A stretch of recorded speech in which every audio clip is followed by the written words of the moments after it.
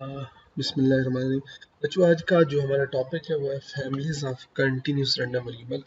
इससे पहले हम कंटिन्यूस रैंडम वेरिएबल की डेफिनेशन को हमने देखा और हमने ये देखा कि अगर हमारे पास एक कंटिन्यूस रैंडम वेरिएबल हो और उसका एक फंक्शन हम डिफाइन कर लें। फॉर एग्जांपल, एक हमारे पास फंक्शन हो f,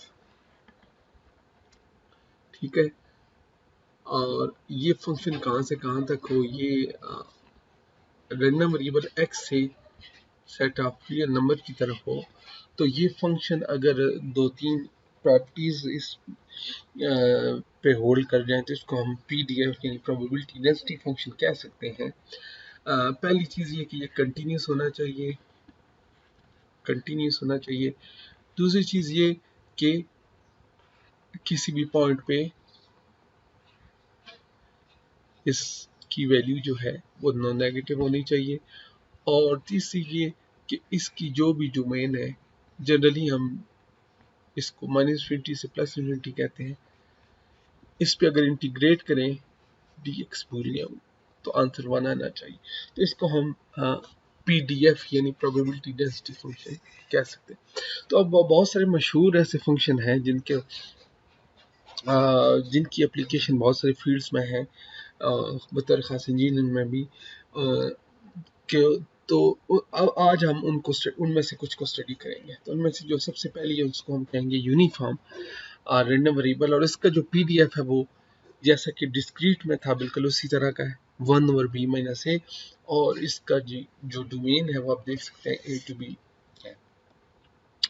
अब इसमें गौर करने की बात यही है कि आप देख सकते हैं कि इसमें दो ही अननोन कांस्टेंट a और b हैं, जिनको हम generally parameters of the distribution कहते हैं। x इसमें इन्वॉल्व नहीं है। इसका मतलब है कि हर एक x की जो प्रोबेबिलिटी है वो 1/b-a है। इसका CDF अगर आप मालूम करना चाहें तो x - b - a है। CDF की डेफिनेशन क्या है? हम जानते हैं कि CDF की डेफिनेशन कंटिन्यूस के केस में ये है कि आप मोस्ट लोएस्ट -20 जब भी आप पढ़ें आप उसको मोस्ट लोएस्ट एज्यूम करें। मोस्ट लोएस्ट से लेकर रैंडम वेरिएबल x तक अगर आप किसी भी फंक्शन को इंटीग्रेट कर दें तो that would be the CDF। अब इस केस में हम देखते हैं कि CDF क्या होगा। तो इस केस में CDF के लिए हमें क्या करना होगा? Most lowest value in case of sorry, जो यूनिफॉर्म डिस्ट्रीब्यूशन है वो आप देख सकते हैं A है। A जो है मोस्ट लोएस्ट वैल्यू है। तो अब हम इस केस में क्या करना होगा? A से लेकर x तक अपने फंक्शन को, और फंक्शन को मैं लिखता हूँ 1/b-a। अब x इसमें है नहीं, जस्ट dx। तो जब हम इसको इंटीग्रेट करेंगे 1/b-a कांस्टेंट है, बाहर आ जाएगा, तो dx की इंटीग्रेशन x होगी और लोएस्ट वैल्यू a है और ये है। तो जब हम इसमें पुट करेंगे तो we will get this result. तो ये है हमारा CDF।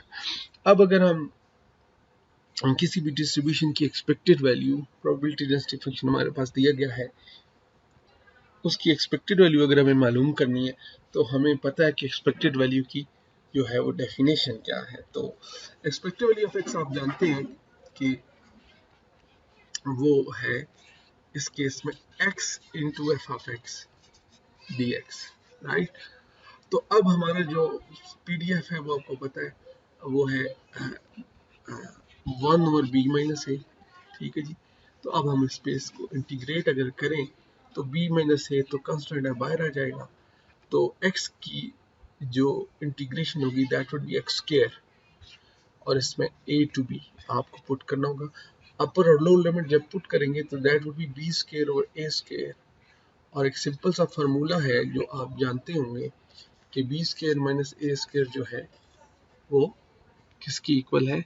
b minus a, okay, x square by 2 हम भूल गए, b minus a into b plus a। तो जब हम इसमें पुट करेंगे तो we will get the result b plus a by 2। और इसी तरह वेरियंस भी मालूम किया जा सकता है। आई होप ये ज़्यादा प्रॉब्लम नहीं होगा।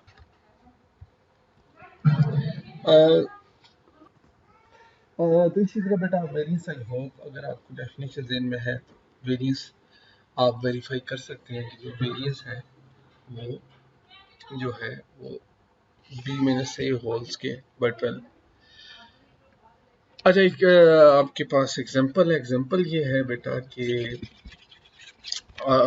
एक जो आपके पास मॉडर्न की इनपुट है, ठीक है जी, उसको इनपुट को हम कैपिटल थीटा से डिनोट करें और हमारा रैंडम वेरिएबल इस केस में थीटा है, तो उसका जो सिग्नल है वो 0 से 2 पाई रेडियंस तक डिस्ट्रीब्यूटेड है। तो उसका पीडीएफ क्या होगा, इसका सीडीएफ क्या होगा और एक्सपेक्टेड वैल्यू क्या होगी। अब क्योंकि ये यूनिफॉर्मली डिस्ट्रीब्यूटेड है तो हम इसको जो है वो देख सकते हैं कि हमें इसमें ए और बी को तलाश करना होगा, तो इससे हमें अपना पीडीएफ मिल जाएगा।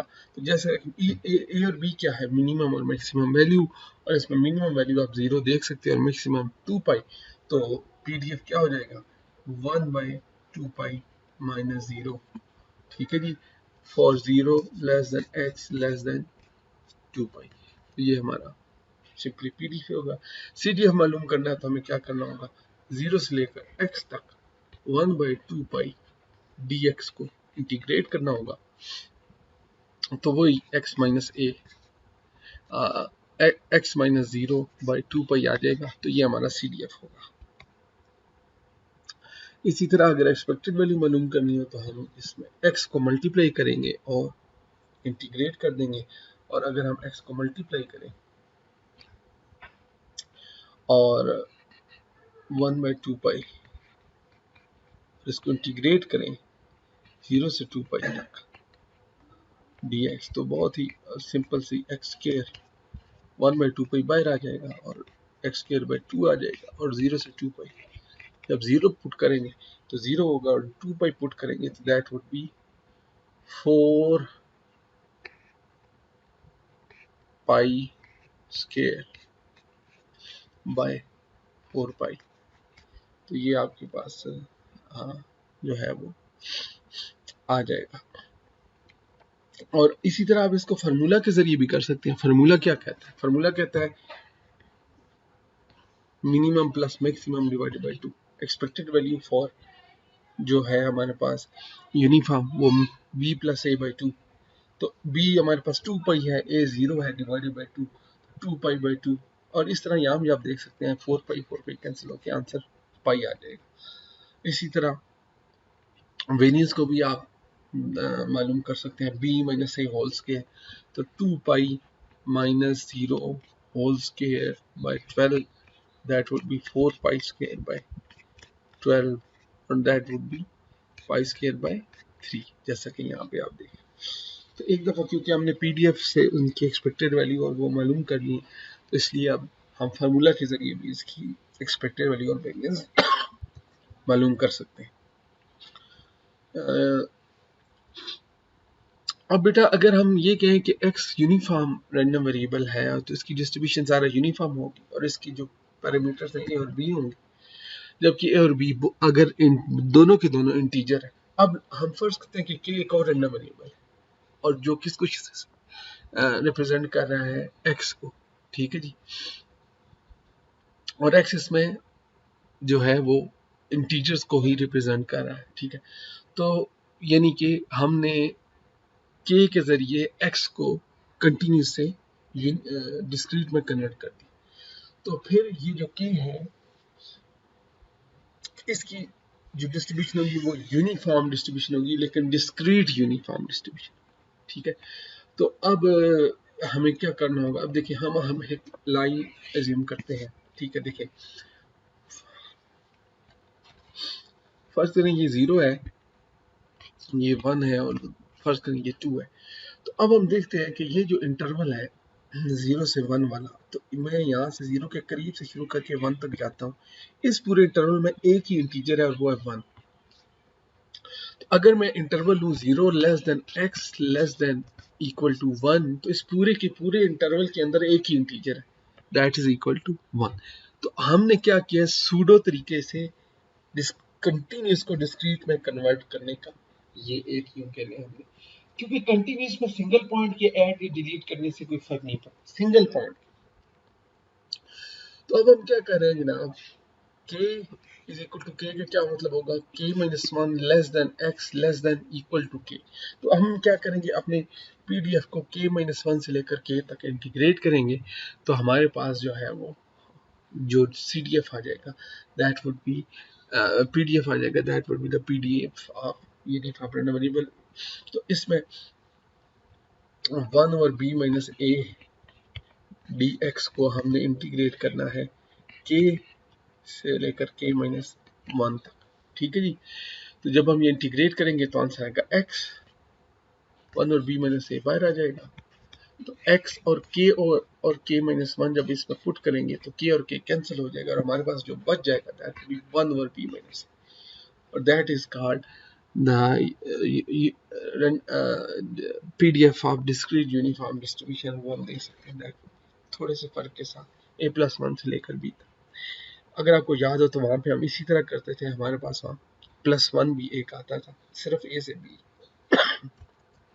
नहीं था बल्कि a+1 के b। तो यूं हम कंटिन्यूस डिस्ट्रीब्यूशन से डिस्क्रीट डिस्ट्रीब्यूशन को एक्सट्रैक्ट कर सकते हैं। इसी दूसरी हमारी जो डिस्ट्रीब्यूशन है उसको हम कहते हैं एक्सपोनेंशियल डिस्ट्रीब्यूशन। इसमें आप देख सकते हैं कि हमारे पास एक एक्सपोनेंशियल फंक्शन है और इसके अंदर एक कांस्टेंट लैम्डा है, ये लैम्डा a b c कुछ भी हो सकता है। अब इस की जो ज़्यादातर एप्लीकेशन है वो हमारी जनरली लाइफ टाइम डिस्ट्रीब्यूशन में होती है। किसी भी प्रोडक्ट की, किसी भी कैपेसिटेंस की जो लाइफ टाइम है उसकी प्रोबेबिलिटी मालूम करने के लिए, उसका सर्वाइवल टाइम मालूम करने, कितने अरसे तक वो सर्वाइव करेगा, उसके लिए हम ये डिस्ट्रीब्यूशन यूज करते हैं। तो अब ये क्या PDF है या नहीं, इसको आप देख सकते हैं कैसे, x क्योंकि 0 से ग्रेटर है तो इसका मतलब है कि 0 से इंफिनिटी है। तो हम इसको 0 से इंफिनिटी इंटीग्रेट करके देख सकते हैं, ठीक हो गया। तो e की पावर में जो कुछ है उसको अगर हम y फर्ज कर ले, ठीक है जी, तो that would be called lambda x, y is equal to lambda x, और इसका अगर हम डेरिवेटिव लें तो that would be lambda dx। अब इसको हम थोड़ा सा ट्रांसफॉर्म करके क्या कैसे लिख सकते हैं, 0 से infinity e power minus y dy, और e power minus y dy जो है उसका इंटीग्रल क्या होगा, माइनस e पावर माइनस, और इसको जब आप 0 से इंफिनिटी इंटीग्रेट करेंगे, ठीक है जी, तो आपके पास जो है वो आ जाएगा, जैसे इंफिनिटी इंटीग्रेट करेंगे जब आप इसे, ठीक है जी, तो e पावर माइनस इंफिनिटी और e पावर 0 आ जाएगा, और ये e पावर माइनस इंफिनिटी 0 बन जाएगा, और that would e power 0 would be 1, और ये माइनस माइनस कट के 1, तो दैट इज एक्चुअली CDF, ये हमने प्रूव कर दिया। इसी तरह इसकी जो CDF है और जो एक्सपेक्टेड वैल्यू है वो भी हम मालूम कर सकते हैं, सेम इसी तरीके से जैसे हमने यूनिफॉर्म का किया। तो CDF के लिए हमें क्या करना होगा, इसको 0 से लेकर x तक इंटीग्रेट करना होगा, lambda e power minus lambda x dx। तो सिंपल सी ट्रांसफॉर्मेशन से आई होप आप बड़ी आसानी से ये CDX मालूम कर सकते हैं। इसी तरह एक्सपेक्टेड वैल्यू के लिए हमें क्या करना होगा, 0 से इन्फिनिटी तक इसको इंटीग्रेट करना होगा x से मल्टीप्लाई करने के बाद। तो ये इंटीग्रेशन बाय पार्ट्स बन जाएगा, और आप इसमें जो है वो जो जल्दी एलिमिनेटेड हो जाता है उसको आप x का फर्स्ट डेरिवेटिव के बाद ये ख़त्म हो जाएगा, तो आप इसमें बाय पार्ट्स के ज़रिए बड़ी आसानी से इसकी एक्सपेक्टेड वैल्यू मालूम कर सकते हैं, और ये 1 बाय लैम्डा आ जाएगी। और इसी तरह इसका वेरिएंस 1 बाय लैम्डा स्क्वायर। इसकी एक एग्जांपल हम देख लेते हैं कि टेलीफोन कॉल ड्यूरेशन जो है ना वो exponential distribution with lambda parameter से मॉडल की जाती है। अगर लैम्डा 1/3 है तो मालूम करें कि एक्सपेक्टेड वैल्यू ऑफ टी क्या होगी, यानी expected duration of phone call क्या होगी, और वेरिएंस तो ये जो होगी इसकी expected value of standard deviation मालूम करनी है, और इसके अलावा प्रोबेबिलिटी मालूम करनी है कि हमारी जो ड्यूरेशन ऑफ कॉल है it is within plus minus 1 standard deviation of the expectation, यानी we have to find the probability of value s into standard deviation of x। इसकी प्रोबेबिलिटी हमें मालूम करनी है। तो लैम्डा हमारे पास इसमें 1/3 है, और इसी को हम यूज करके प्रोसीड करेंगे। तो पीडीएफ आप जैसा कि देख सकते हैं 1/3 e पावर माइनस t/3 है। तो एक्सपेक्टेड वैल्यू मालूम करने के लिए हम क्या करना, अब हमारा रैंडम वेरिएबल क्योंकि t है तो tf of t minus two plus infinity, इसको हम 0 से इन्फिनिटी करेंगे क्योंकि माइनस इन्फिनिटी तो ये हो नहीं सकती। तो 0 से इन्फिनिटी, ये जनरल डेफिनेशन है एक्सपेक्टेड वैल्यू की, ठीक है। तो 0 से इन्फिनिटी जो कि इसकी डोमेन है उसमें हम इसको इंटीग्रेट करेंगे t 1/3 बाई पार्ट्स इंटीग्रेट किया गया। अगर आप इसको देख लें तो बाई पार्ट्स जब हमने इसको इंटीग्रेट किया है तो हमें ये चीज़ मिली है, ठीक हो गया। और फिर हम इसमें जब इसमें आप 0 और इन्फिनिटी जब पुट कर देंगे तो फिर हम इसमें इस फंक्शन को 0 और इन्फिनिटी के लिए अगेन इंटीग्रेट करेंगे तो वी विल गेट 3 में। तो एक्सपेक्टेड वैल्यू हमें 3 मिल गई है। तो इसका मतलब है हमारी जो एक्सपेक्टेड वैल्यू होती है, जैसा कि हम ऑलरेडी देख चुके हैं, वो हमारे लैम्डा का उलट होती है। यानी अगर आपका लैम्डा 3 है तो दैट वुड बी 1/3, अगर लैम्डा 1/3 है तो एक्सपेक्टेड वैल्यू 3 होगी, तो 1 by inverse of expected value. और इसी तरह जो वेरिएंस है उसके लिए हमें दो चीज़ें चाहिए, एक expected value of T square और इसी तरह एक expected value of t whole square. Expected value of t हम निकाल चुके हैं, expected value of T square के लिए हम टी स्क्वायर मल्टीप्लाई करेंगे और फिर इंटीग्रेशन बाय पार्ट्स के जरिए होगी, और हमारे पास जो expected value of T square आ जाएगी दैट वुड बी 18, और वेरिएंस की डेफिनेशन में हम 18 और 3 का स्क्वायर पुट करेंगे, जब दोनों का डिफरेंस लेंगे दैट विल बी और वेरिएंस, और हम देख सकते हैं कि this variance is actually square of that expected value. एक और चीज़ आप नोटिस कर सकते हैं कि एक्सपेक्टेड वैल्यू जो है और वेरिएंस के अंदर रिलेशन भी मौजूद है, इसका वेरिएंस जो है एक्सपेक्टेड वैल्यू का स्क्वायर होता है, और स्टैंडर्ड डेविएशन जो है वो 3 है। तो अब हम फाइनल क्वेश्चन की तरफ चलते हैं कि find a probability expected value between these two, expected value of x, और इसको हम यूं भी लिख सकते हैं probability that expected value of x minus standard deviation less than x less than expected value of x plus standard deviation of x, ठीक हो गया।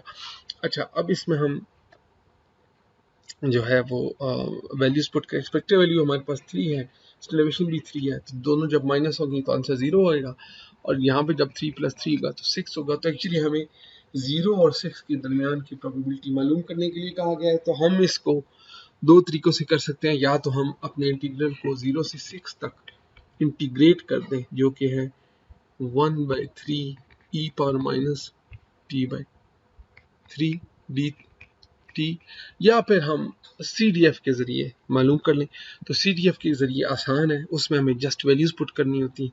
तो CDF हमें ऑलरेडी इंटीग्रेटेड शक्ल में जो है वो एक दी गई चीज़ है। अगर आप CDF को देखो तो that is already been integrated, इसमें अब आपको जस्ट x की वैल्यू पुट करनी है, तो आपको probability x less than equal to that value मिल जाएगी। तो अब हम इसमें क्या करेंगे, जो है वो एक दफ़ा पुट करेंगे 6 और एक दफ़ा 0, और फिर इन दोनों का डिफरेंस लेंगे तो हमारे पास जो आंसर आ जाएगा 0.865। That was an example. एक और भी एग्जांपल है, ये आप खुद देख लीजिएगा, वो उसको हम डिस्कस नहीं करते, ठीक है। इसी तरह एक्सपोनेंशियल डिस्ट्रीब्यूशन जो है उसका और ज्योमेट्रिक डिस्ट्रीब्यूशन का भी एक रिलेशन मौजूद है कि अगर x एक कंटिन्यूस रैंडम वेरिएबल है और एक्सपोनेंशियल रैंडम वेरिएबल को फॉलो कर रहा है, और k जो कि एक डिस्क्रीट रैंडम वेरिएबल है जो x को डिस्क्रीट में चेंज कर रहा है, तो ये ज्योमेट्रिक रैंडम वेरिएबल को फॉलो करता है, जबकि p इसमें 1 minus e power minus lambda के बराबर है। ज्योमेट्रिक डिस्ट्रीब्यूशन आपको याद कराता चले तो उसकी जो डिस्ट्रीब्यूशन है वो p into 1 minus p power 1 minus x minus 1 है। x माइनस जो है 1 है, जबकि x जो है इसमें 1 2 3 अप टू सो ऑन। ठीक हो गया?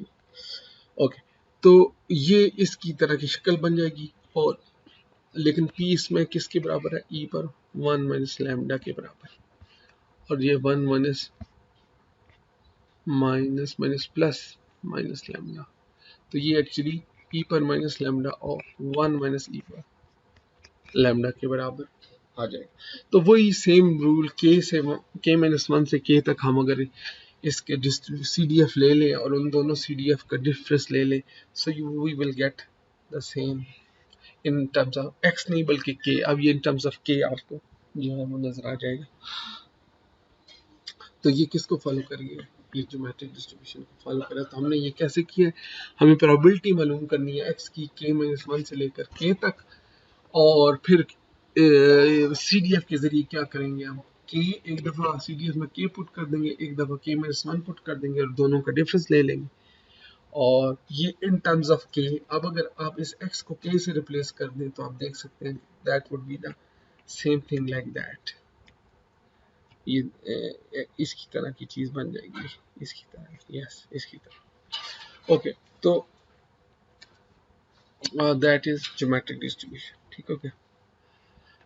ये एग्जांपल है इसकी, ये उसी की, ये आप खुद देख लीजिएगा, अगर समझ नहीं तो फिर हम डिस्कस कर लेंगे।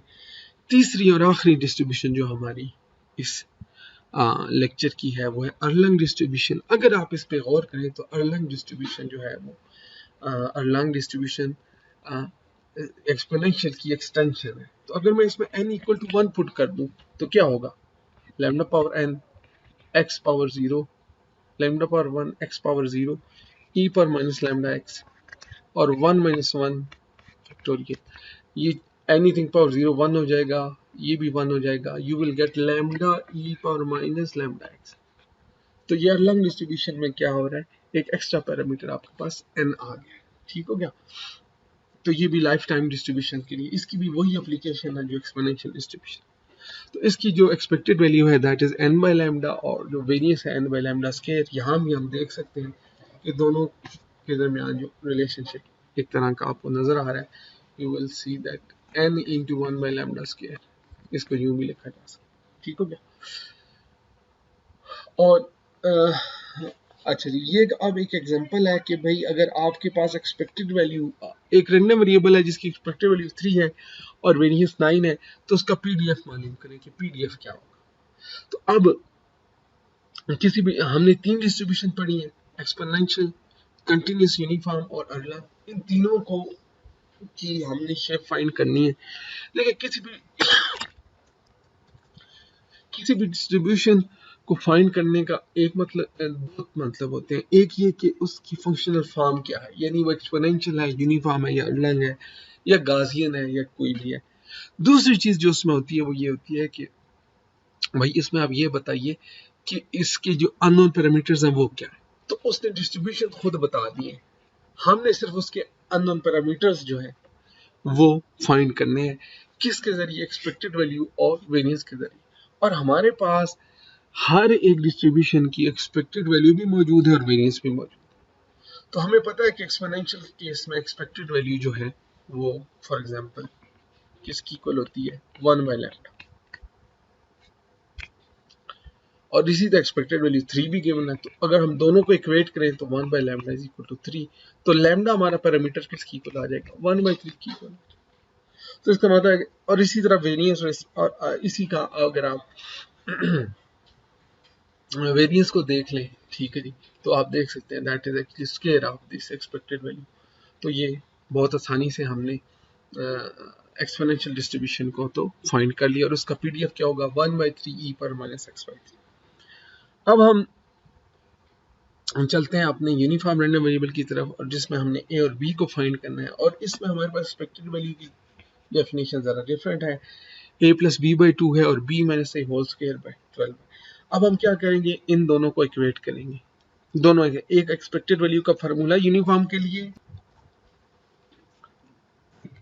है, और दूसरा जो एक्सपेक्टेड वैल्यू दी गई है। तो a plus b by 2 expected value of uniform है, और 3 हमारा दिया गया एक्सपेक्टेड वैल्यू है, तो दोनों को इक्वेट किया तो a प्लस बी बाई 2 से हमारे पास एक इक्वेशन आ जाएगी। दूसरी इक्वेशन हमारे पास आ जाएगी b minus a whole square is equal to 12 into 19, और दोनों साइड पे स्क्वायर रूट लेंगे और फिर हम इन दोनों इक्वेशन को ये देखिए जब सॉल्व करेंगे तो हमारे पास a और b की वैल्यू आ जाएंगी। जैसे a और b की वैल्यू आई हमें यूनिफॉर्म का पीडीएफ मालूम हो गया, और वो क्या है 1/6 बाई स्क्वायर रूट ऑफ 3, और हमारी जो डोमेन है वो कहाँ से कहाँ तक है। ठीक है, ये 1/6 स्क्वायर रूट ऑफ 3 कैसे हुआ है 1 ओवर b माइनस a से। ठीक है, तो हम क्या लिखेंगे 1 over b minus 3 plus 3 square root of 3 minus 3, इन दोनों को जब हम माइनस करेंगे तो ये 3 और 3 कट जाएंगे और ये दोनों बच जाएंगे। ठीक है जी, तो ये हमारे पास क्या आ जाएगा 2 times 3 square root of 3 that is equal to 6 times square root of 3। तो यूं आप देख सकते हैं कि ये हमारे पास क्या बात। और तीसरी हमारे पास है अर्लंग डिस्ट्रीब्यूशन की। तो अब अर्लंग डिस्ट्रीब्यूशन में expected value n by lambda is equal to 3 और n by lambda square is equal to 9। यहीं से हमारे पास दो इक्वेशन आ जाएंगी n की फॉर्म में, n 3 लैम्डा और n 9 लैम्डा स्क्वायर। तो दोनों साइड पे n है तो इनको इक्वेट करेंगे तो 3 लैम्डा 9 लैम्डा स्क्वायर की इक्वल आ जाएगा।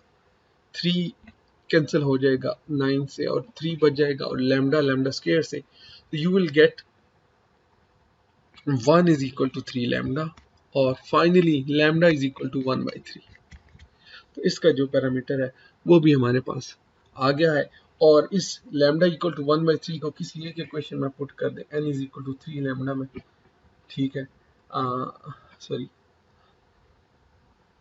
यस, तो लैम्डा की जगह जब आप 1/3 पुट करेंगे तो 3 3 कैंसिल, तो n विल बी 1। तो दोनों पैरामीटर मालूम हो गए। अब n की पावर n में 1 पुट कर दें और लैम्डा की जगह 1/3 पुट कर दें तो you will get the distribution of Erlang distribution. तो जब भी आपको कहा जाए कि डिस्ट्रीब्यूशन फाइंड करें तो इसमें दो चीजें होंगी, दोनों को आपको ध्यान में रखना होगा। पहली बात यह है कि उसकी फंक्शनल फॉर्म क्या है, और दूसरी बात यह कि उसके अननोन पैरामीटर्स जो हैं वो क्या है। अगर ये दोनों मालूम हो जाए तो इसका मतलब है हमने एक पीडीएफ फाइंड कर लिया। ठीक हो गई, यही हमारा आज का लेक्चर था। इसमें जो भी क्वेश्चन होंगे फिर वो हम जो है वो डिस्कस कर लेंगे।